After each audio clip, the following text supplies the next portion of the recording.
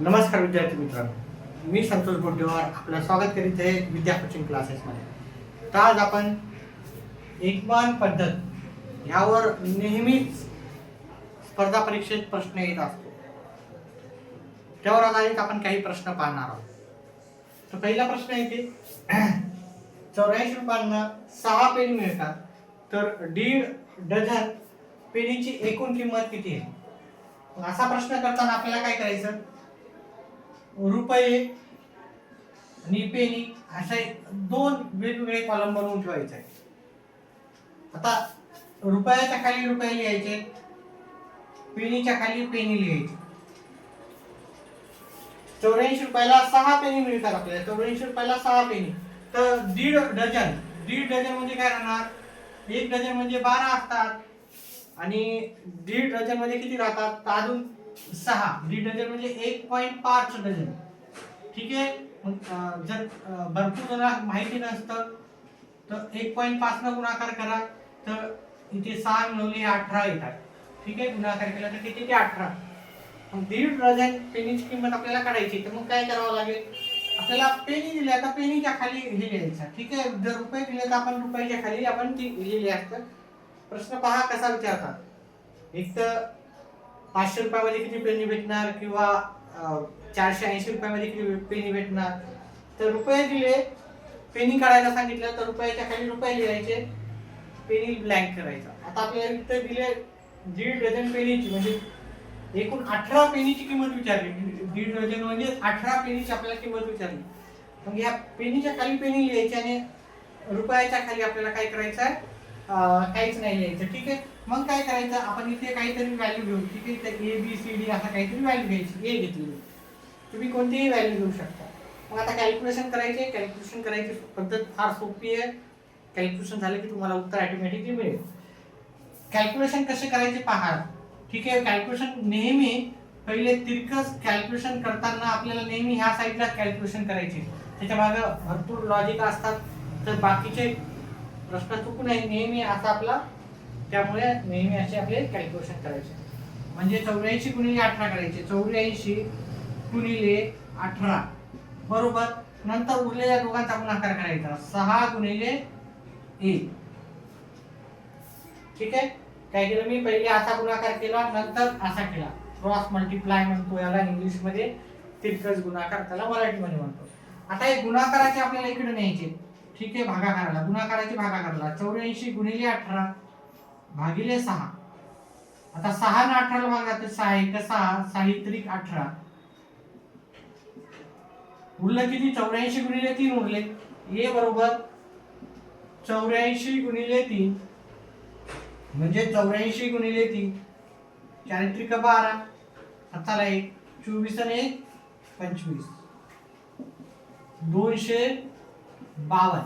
तर पहिल्या प्रश्नाचं उत्तर आलं 252. आपण दुसरा प्रश्न पाहू. 252 हे पर्याय क्रमांक 1 मध्ये उत्तर आहे.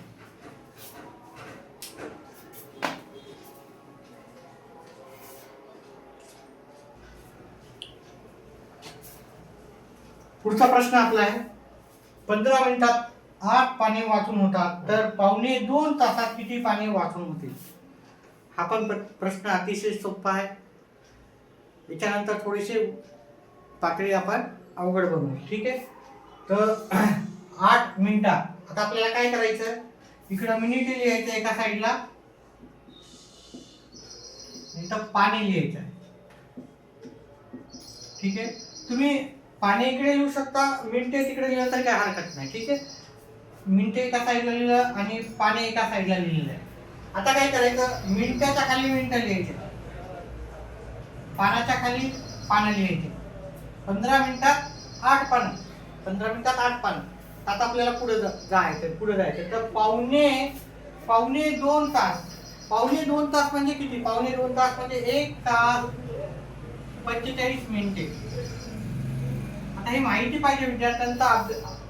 पावणे 2 तास, 1.5 तास, सव्वा तास, त्याच्यावर पण आपला व्हिडिओ असतो. आणि आपल्या जो चॅनेलवर जे व्हिडिओ आपण बनवतो त्याच्यासाठी आपण काहीही चार्ज करत नाही, टोटली आपलं फ्री मध्ये असतं.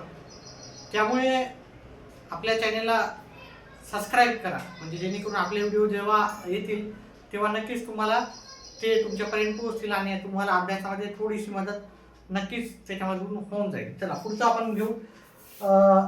एका तासामध्ये किती मिनिटं असतात पहा. एका तासामध्ये 60 मिनिटं असतात आणि हे 45 मिनिटं, म्हणजे एकूण किती मिनिटं झाले इथे जर पाहिलं तर एकूण झाले 105 मिनिटं. म्हणजेच पावणे 2 तास म्हणजे किती मिनिटं झाली आहेत 105. तर मिनिटाच्या खाली मिनिटं लिहा. पाण्याच्या खाली आपल्याला माहिती नाही तर आपण काही अक्षर घेऊ शकतो. समजा मी इथं बी हे अक्षर घेतलं म्हणजे 105 मिनिटात बी पाने वाचून होतील. आता आपल्याला पुढे कॅल्क्युलेशन्स करायचे आहेत. आता मी सांगितल्याप्रमाणे पहिले आपण असे कॅल्क्युलेशन करून घेऊ. ठीक आहे, इथं बी नाही, मी काहीतरी वेगळं घेतो. ठीक आहे, A B C D C घेऊ ती पण इथं. ठीक आहे, सी घेऊ. बी आणि 8 एक सारखं दिसते माझं सहसा. ह्या दोघांचा गुणाकार करू. 15 गुणिले सी बरोबर 8 गुणिले 105. 8 गुणिले 105.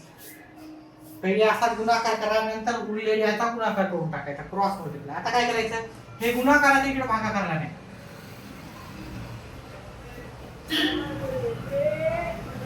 आता काही काही राहिल्यातच करतील आहे की नाही. या दोघांचा गुणाकार करतील आणि भागाकाराला 15 येतील. ठीक आहे, पण भरपूर जणांना समजत नाही लवकर, त्याच्यामुळे मी एक स्टेप जास्त करतो. एक स्टेप जास्त केल्याने जो कन्सेप्ट आपला क्लिअर होत आहे. ठीक आहे, आता पण ह्या 105 ला ह्या 15 जातो. 15 1 15, 15 7 105. सी बरोबर 8 गुणिले 7. सी बरोबर आपल्याला किती आलं 56. म्हणजेच आपल्याला किती पाणी वाचून होतील तर 56 पाणी वाचून येतील. हे आपलं पर्याय क्रमांक 3 चं उत्तर आहे.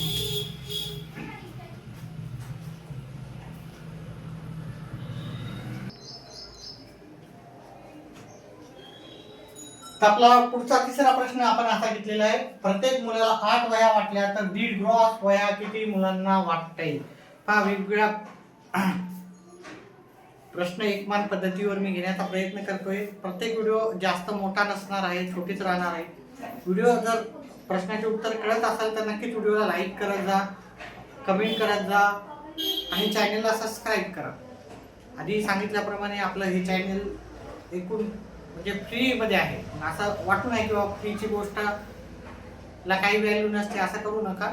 ठीक आहे, नक्कीच चॅनलला सबस्क्राईब करा आणि या छोट्याशा चॅनलला जास्तीत जास्त वाढवण्यासाठी मदत करा. चला पुढचं आपण घेऊ. प्रत्येक मुलाला 8 वह्या वाटल्या तर पहा, इथं वह्या आहेत आणि इथं ग्रॉस आहे. पहिले प्रत्येक मुलाला 8 वह्या वाटल्या तर 1.5 ग्रॉस वह्या किती मुलांना वाटता येईल. ठीक आहे, आता 1.5 ग्रॉस म्हणजे किती आहे.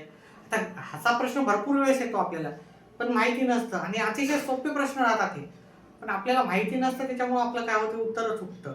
तर पहा इकडं पहिले आपण मांडून घेऊ त्या मुलं आणि वह्या, त्यांना वाटण्यात येणाऱ्या वह्या. मुलं आहेत आपले 8. सॉरी, एक प्रत्येक मुलाला म्हणजे प्रत्येक म्हणजे एक असते. प्रत्येक म्हणजे काय असतं एक, म्हणजे एक मुलगा असेल तर त्याला 8 वह्या वाटण्यात आलेल्या आहेत. आता आपल्याला 1.5 ग्रॉसचा अर्थ काढायचा. 1.5 म्हणजे 1 आणि अर्धा. आता 1 ग्रॉस म्हणजे किती राहतात बघा. एका ग्रॉस मध्ये 1 ग्रॉस बरोबर 144. 144 आता वह्या लिहायची गरज नाही. आता 1.5 ग्रॉस म्हणलं तर काय करायचं. 1.5 ग्रॉस म्हणजे 144 गुणिले 1.5. ठीक आहे, किंवा तुम्ही काय करू शकता 144 हे एका क्रॉस आणि अर्धा क्रॉसला आपल्याला किती येणार, याचे अर्धे केलेलं 72 असं पण करू शकता. हे उत्तर येते 1 आणि ते 216. तुम्ही याचा गुणाकार जरी केला तर तो 216 येणार. तुम्हाला जी पद्धत सोपी वाटते त्या तुम्ही पद्धतीने उत्तर काढू शकता. आता ह्या वह्या झाल्या 216 आणि इथं मी घेतो इथे ए नाव घेतो. ठीक आहे, आता काय करायचं आपल्याला कॅल्क्युलेशन करायची. आपल्याला माहिती आहे कॅल्क्युलेशन आपण कसे करतो ते पद्धतीने आपल्याला करायचे आहे कॅल्क्युलेशन. पहिले सांगितल्याप्रमाणे असा गुणाकार करायचा तितका 1 गुणिले 216. 1 गुणिले 216 बरोबर 8 गुणिले 1. 8 गुणिले 1. ठीक आहे, पहिले असा करायचा, नंतर उरलेला आहे तो करून घ्यायचा. आता आपण काय करू, पहा 1 न गुणाकार केला तर जशा तसंच राहणार आहे. हे 8 गुणाकाराच्या इकडे भागाकारला जाणार आहे. a ची किंमत 8 1 8, 8 2 16, ठीक आहे, उरले 5, 8 7 56. a बरोबर येणार आपल्याला 27 येणार. a बरोबर 27 हे पर्याय क्रमांक 3 मध्ये आहे. ठीक आहे, उत्तर आपलं 3 आहे. पुढचा प्रश्न पाहू.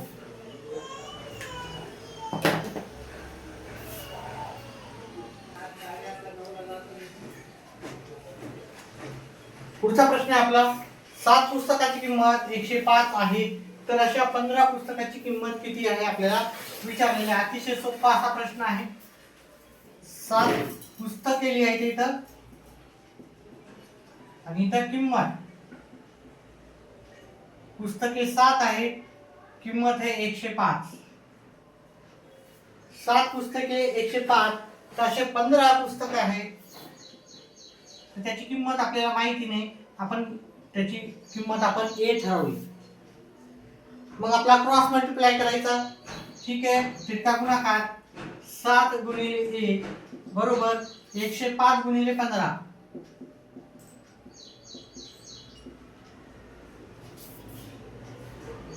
त्याच्यानंतर काय करायचं, हे गुणाकाराच्या इकडे भागाकारला जाईल. a बरोबर 105 गुणिले 15 भागिले 7. भागाकार करा. त्या 115 ला 7 न भागितलं, 15 7 5, 15 गुणिले 15 करायचं, नंतर 15 गुणिले 15, हे बरोबर आपलं उत्तर येईल 225. ठीक आहे, 225 हे आपल्याला पर्याय क्रमांक 3 चं उत्तर आहे. विद्यार्थी मित्रांनो, मी शेवटचा प्रश्न देतोय, त्या प्रश्नाचं उत्तर तुम्ही करायचं आहे आणि कमेंट बॉक्स मध्ये उत्तर टाकायचं आहे.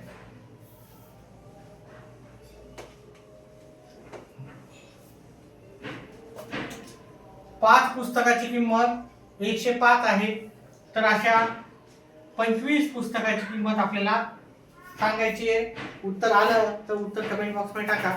व्हिडिओ आवडला तर व्हिडिओला लाईक करा, चॅनलला सबस्क्राईब करा. व्हिडिओ पाहिल्याबद्दल धन्यवाद.